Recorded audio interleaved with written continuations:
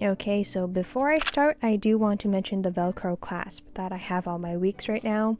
I saw Jackie's clasp a while back, and on my hunt for one, I found this Midori one available in black and white, so of course I had to get the black one. And I only recently stuck it on because my weeks was getting a bit chunky due to all the extra pages I had tipped in. And it's quite handy when I just want to have the weeks with me without a cover, so I did that.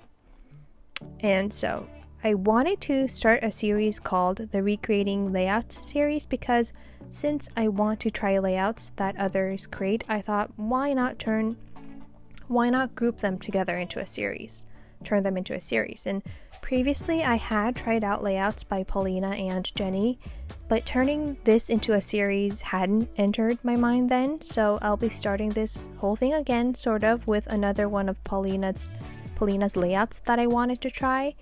I think it is a somewhat older one. I put the date of her post in the left-hand corner at the top. But I really liked how I might be able to divide my 4 sections. So studies, work, content creation, notes.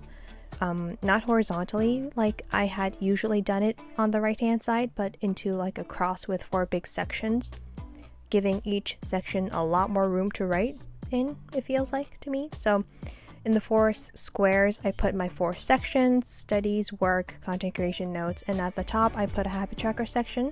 So that would be the right hand side, and on the left hand side I put events, same as usual, to-dos, and then a to buy section because I finally gave up on tracking my spending just for a little bit, not like forever, but just for a little bit. And I also wanted to mention this Muji pen that I've been loving recently. It's the 0.38 black refill from Muji in the aluminum body, also from Muji, and it's a bit heavier than the other Muji plastic pens. So it feels a lot more secure when writing, and this is my preference. I prefer heavier pens to lighter ones. And then back to the screen.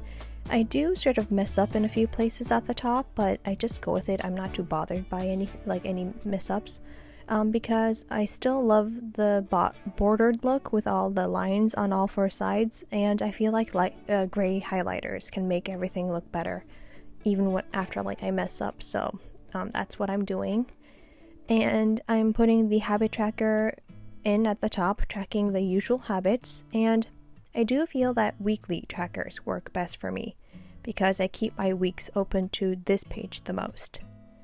And out of all the trackers in other pages I had tipped in, I update the COVID tracker the most, so the number of new positive cases every day, because the number during the past 3 months has been worse than 2020 and 2021 put together, I think.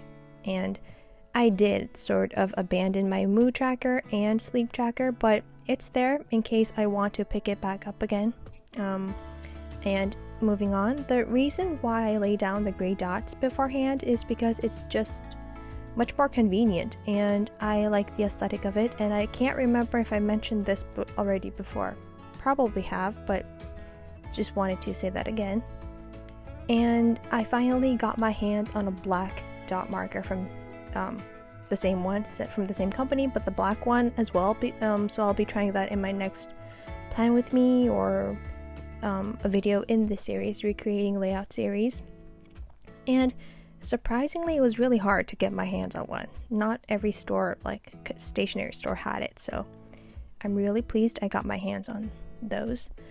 And I go over the dots. I just smudged with my left hand, with the dot marker again, and that just cleans it up. And this is it for this video. I hope you enjoyed, and I just wanted to give you a sneak peek of my pencil case, of how big it is, and thank you so much for watching.